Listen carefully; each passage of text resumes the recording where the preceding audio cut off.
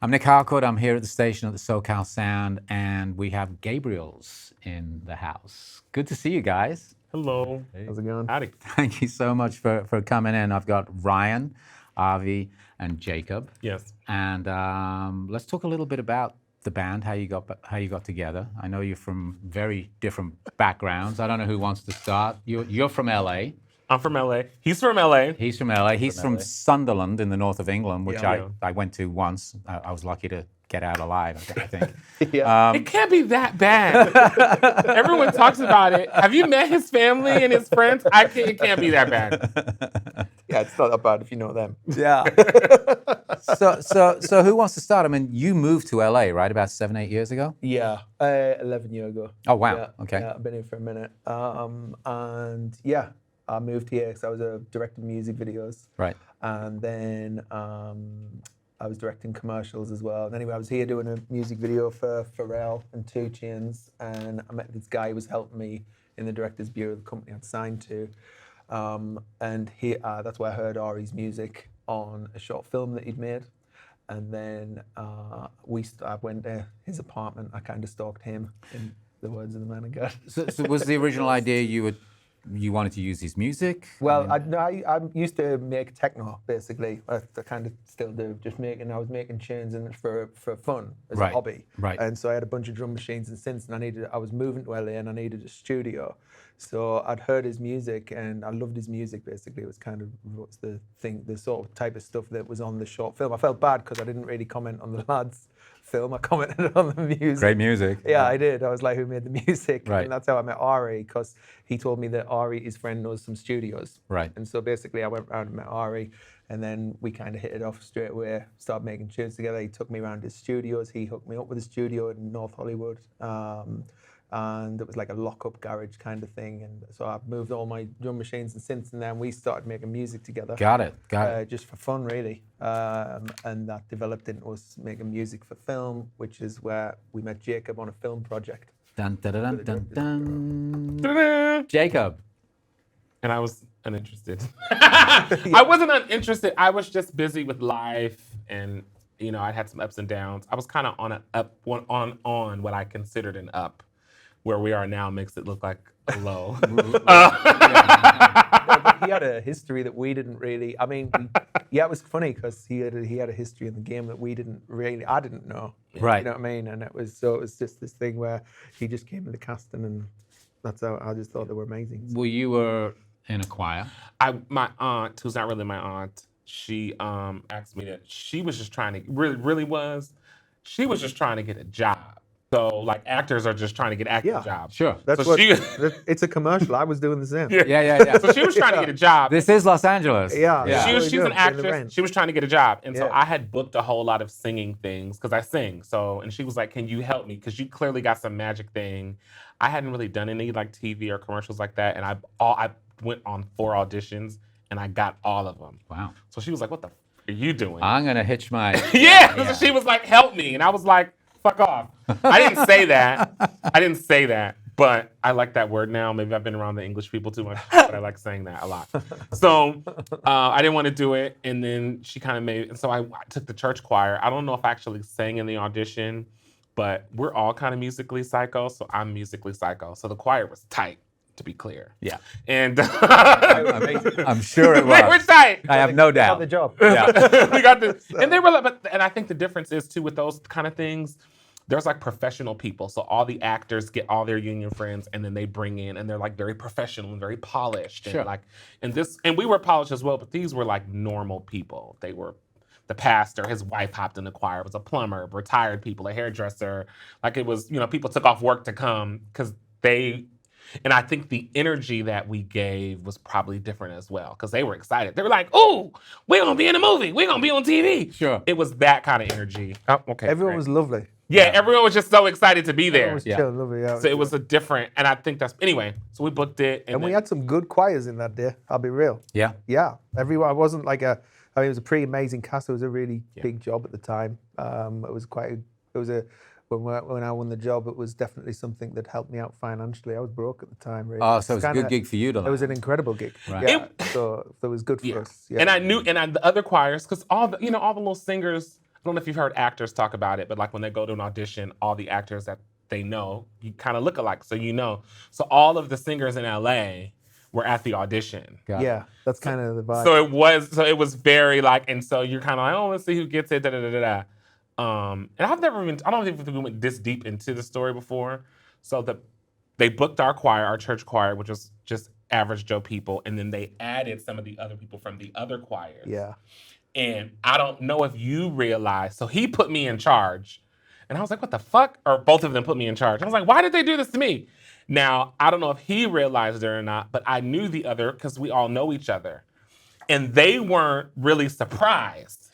I think they were under the assumption that this was like somehow we all knew each other and we had a thing. I don't know if I guys ever told you guys this. Oh, wow. But some of the other singers who you brought, they were like, oh, this is Jacob's thing and Jacob's, because I've done some work and stuff before. Because you've done that, you were doing all of it. But they didn't know that. Yeah. So it was a very interesting kind of like full circle moment. I was like, oh, this looks like I didn't hire these people and I have not. Because it was cool. It was like been a fun day on set. Well, that was the thing. I was just because I used to make music with just drum machines and stuff. I didn't know anything about music. So I just started because I've learned everything from music from these two. Do you know what I mean? This is like my music. I didn't know anything. I didn't literally know anything about even chords, nothing, right? Like I didn't know anything. I just knew I had these things that made these sounns. Yeah, you could and press buttons like, and the sound would come out. You know what I'm saying? So like when I met Ari, it was like I pretty much got taught everything. Well, you met a musician who plays an instrument. Well, a good one. Yeah. There's plenty bad ones. And so anyway, basically the thing was I learned everything from him and him. So he, like, I remember when Ari, when I was making this, I remember when Ari was the one who really put Jacob in charge.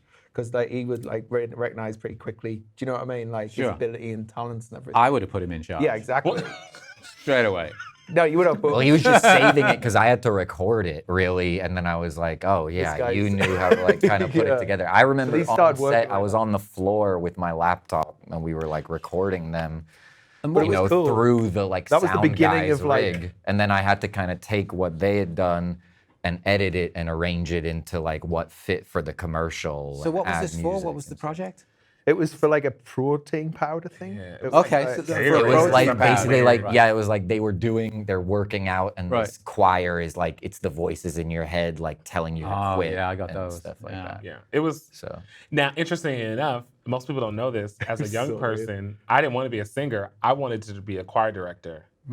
So like choir, like that's like my fun place. So Yeah. I turn into like a crazy person. Wow, so we got 2 directors in the band already. No. I cannot. There's 3 if you go. Well, I was going to say, yeah, but Yeah, it is. No, we all, the 3 of us do have that. Yeah, it's true. So obviously that day, magic happened. Yeah, like honestly, it was the beginning of what this is. Yeah. It's very like really weirdly, we've all kind of like just grown in our own ways in this thing and doing it, but that still is very much the dynamic actually. Yeah. Do you know what I mean? Like it's kind of like that's where I don't know. You enjoy.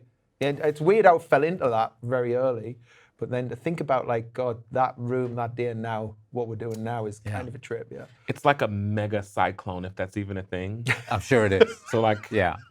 there's like Hurricane Jacob, Hurricane Ari, Hurricane Ryan. Yeah, it's And true. the 3 And then they come, and then they just, and we're all like doing stuff, I know. and we all kind of like, and we don't really step on each other. I feel like it's very rare that I'm stepping on him, or like it's very like we just move in this way. That's Honestly, it's nice to feel like for me, like when I come, like, oh, that the music's covered. Because shit just gets covered and done because people just like I know that they've got that shit's always going to be great, you know. And I feel like I've been spoiled in that way. Do you know what I'm saying? Because I'm in a band where I never need to worry about that. So Never need to worry about that. So how did it develop from that to beginning to make music together and to writing music, writing lyrics? So our Ryan invited me. I think they had been hanging out and doing music at his house in the desert Yeah. for a while.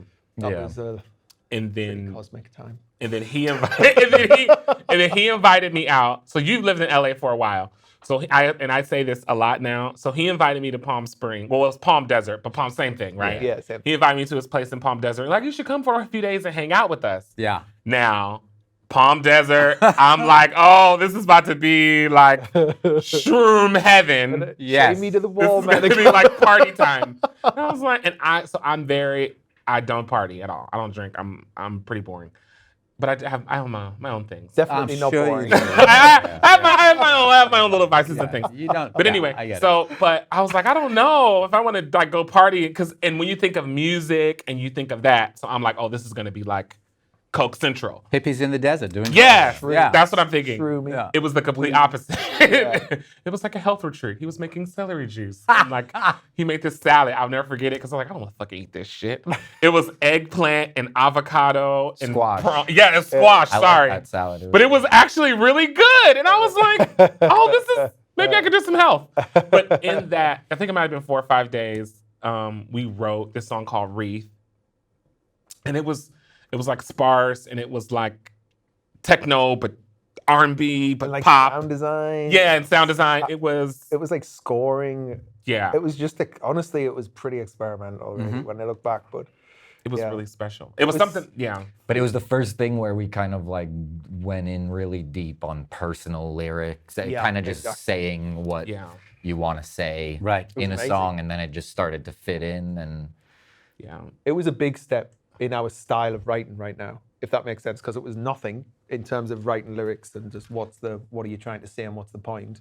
That was like a cornerstone. So how do you create? How do you write? I mean, I know that you write some deeply personal stuff. How do you write as a band? Well, let me say one thing, and I got to say this about Wreath, and I want to say because I've never said it before. I sent Wreath. I don't even know if I ever told you guys this. That's probably why y'all stopped sending me stuff, because I was sending it to people. I sent Wreath to my manager at the time. He was like, what the fuck is this? I bet. But it was the most exciting thing that I had ever recorded for me. And for me too, honestly. It was exciting. I'll be real. Totally. Like even now, I listened to it recently.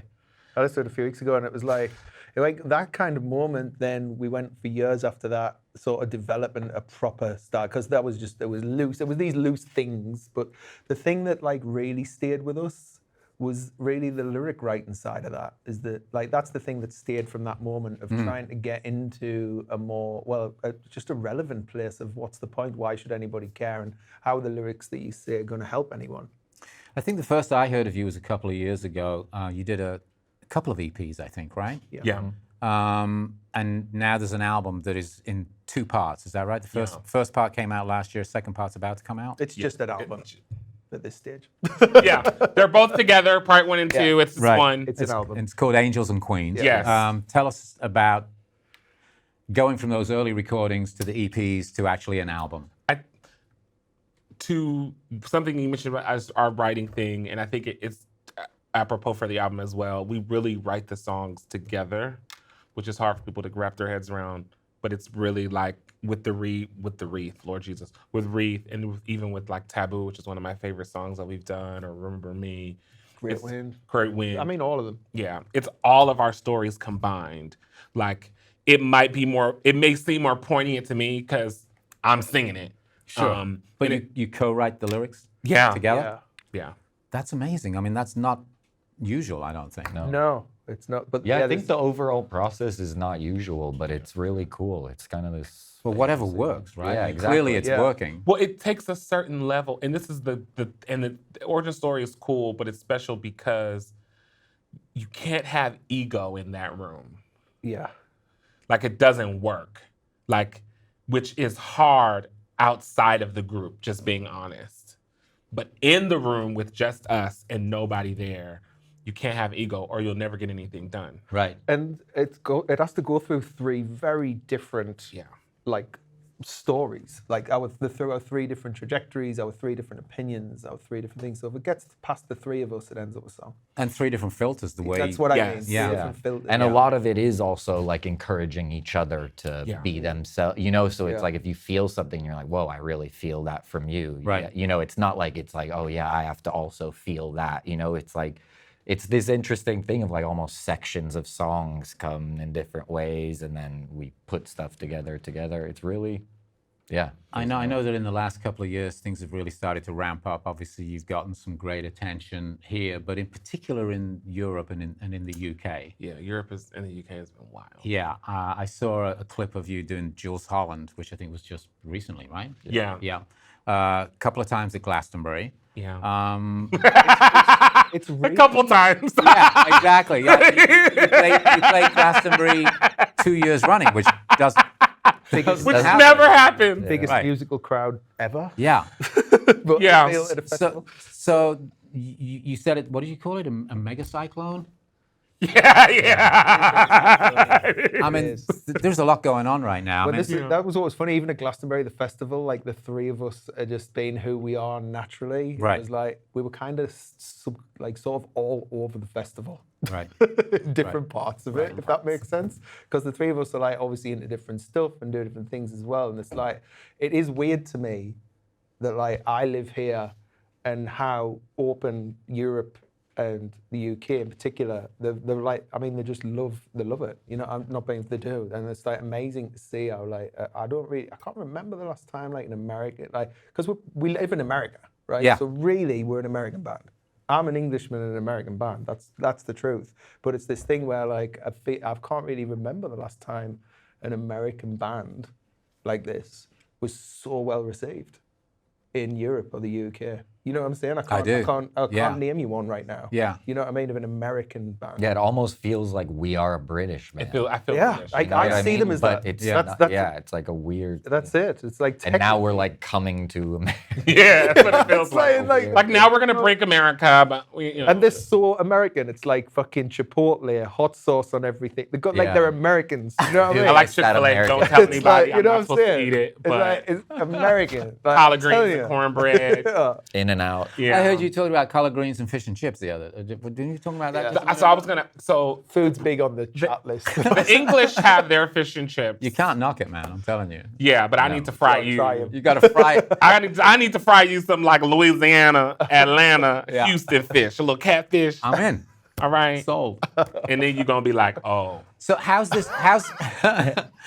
how's the show? Do you have mushy peas with that? I just want to. no, you do not have mushy peas. Okay. No, there's no mushy peas. There's no vinegar. Oh man. So how does this how does this thing grow now, show wise? Because Sure. you've got the choir aspect, you've got an orchestral aspect. Yeah. How do you see this growing from the performance point of view? Just naturally. Yeah, I think the music is naturally evolving, and it could go minimal. It could go more, visual state. We do a lot of stuff. Ryan's like super involved with the visuals, the lighting. A lot of theatrical elements. I think I think it's also a thing to note that I think part of why our growth has been the way that it has in Europe is because of the live shows. So like our Definitely. first live show was less than 2 years ago. It was 100 people in a basement at the Social. And then I think our last show has been a few thousand or whatever. And it was, Yeah, that was literally less than 2 years ago. Yeah. Was our first show. So in our first live show, we had a we had timpani, vibraphone. we had a vibraphone, We had three backing singers. We had like 9 upright bass, Right. and this little bitty.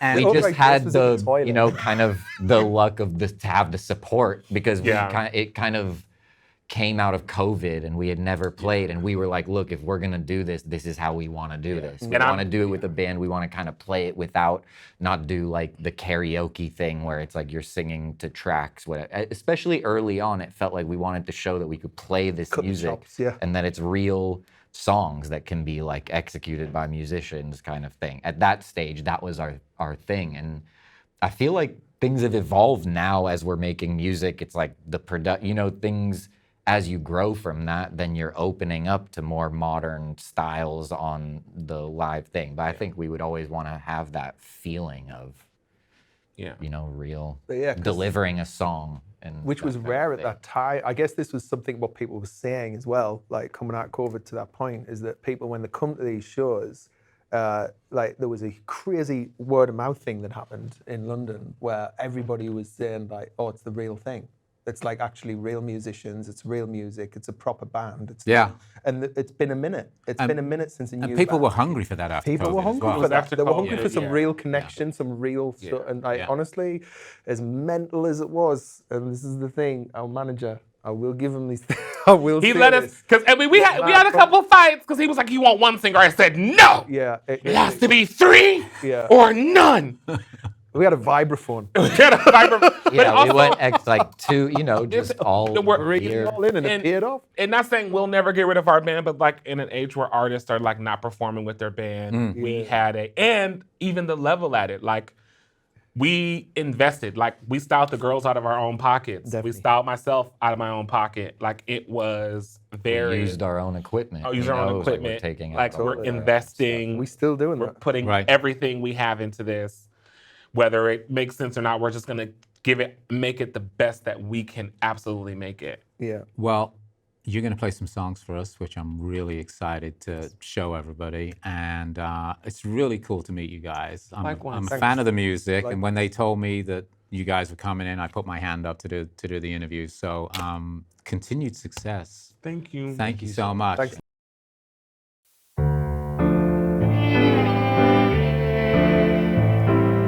Morning start the night, and then the night becomes the day. I can't keep up with time. I keep losing still, keep hoping for the winning. You can change my mind. Not a slave if I'm already free. Not a captive if it's where I wanna be. Ooh la la la la la, the crowd calls. Ooh la la, who's gonna catch me when I fall down?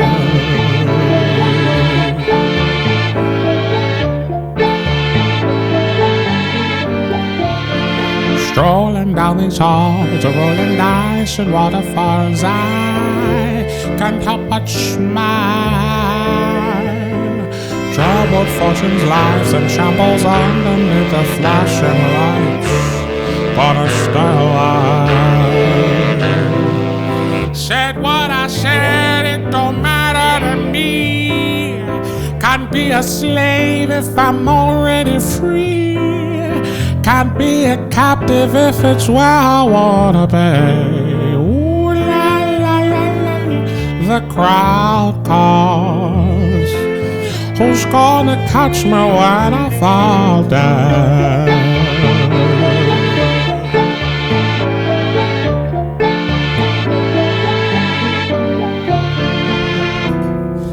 Battles won and battles lost. I can't enumerate the cost. I done lost. I've lost.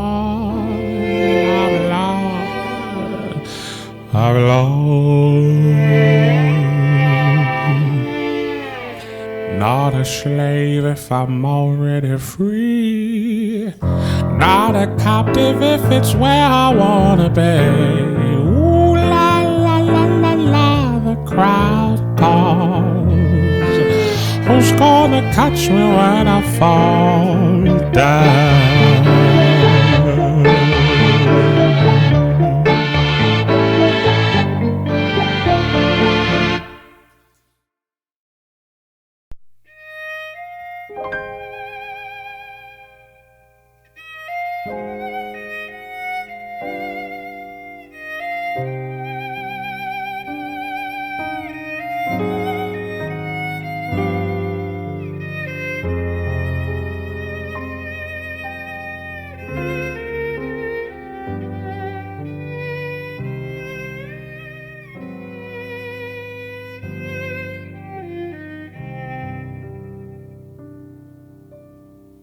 Run the clean the floors for kitchen bar.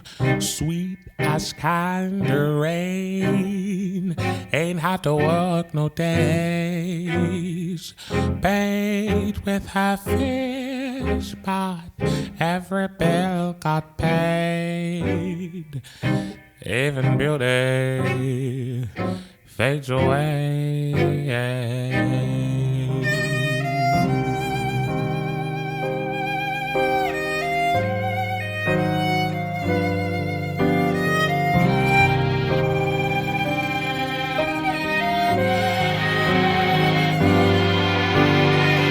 Bloodline, this thing came before you.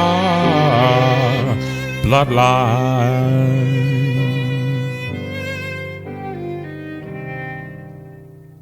Silver linings live in clouds, just like demons use the clowns. Birthrights can be stolen. Truth is you're always alone. Tears in your hands seems you've lost before you began. Your ancestors' blood fed the soil and the sand.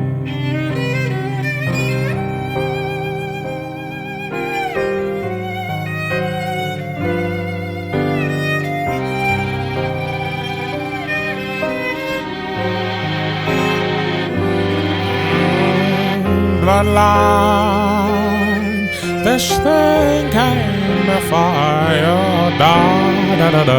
Bloodline.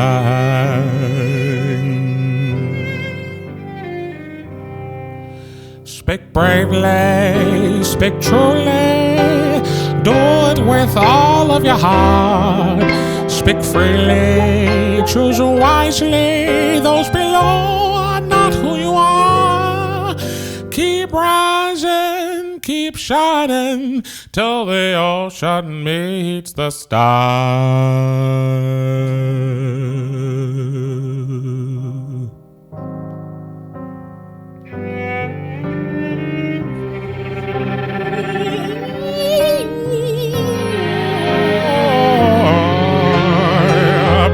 Bloodline, don't let it destroy you.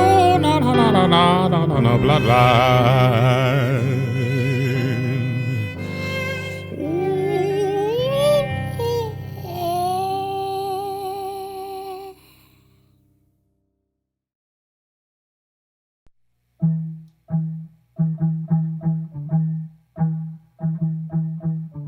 Baby girl is fine at 19. Rain on catfish and collard green. Brown eyes smelling real sweet. Kitty tight with a strong heartbeat. The way she put that thing on me, that oh and I made me lose control. Michael said she gon' break my heart and then take my soul. Angels,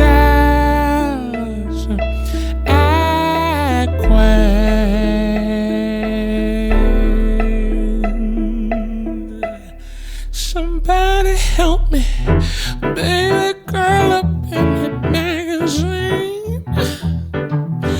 BJ darling, all the fashion scene. Sold her soul to be a beauty queen. That's the worst damn deal I ever seen. Nobody said that you ain't got the face to change the game and change it all. Oh, yeah. You're just another motherfucker looking up at a mirror, boy. Oh, yeah. Angel,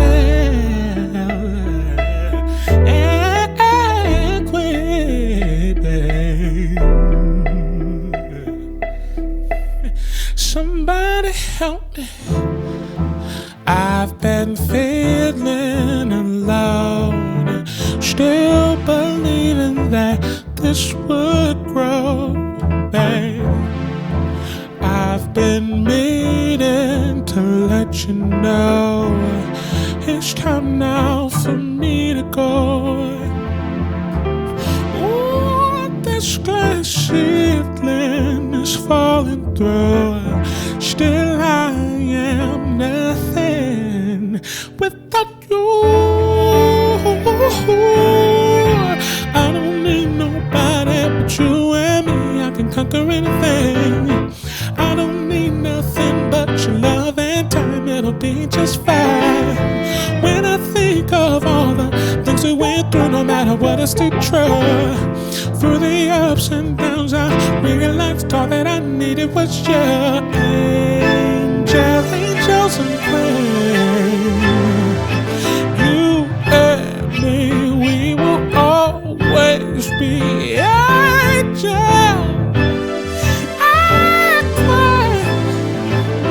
Just like it's always been, just like it's always been.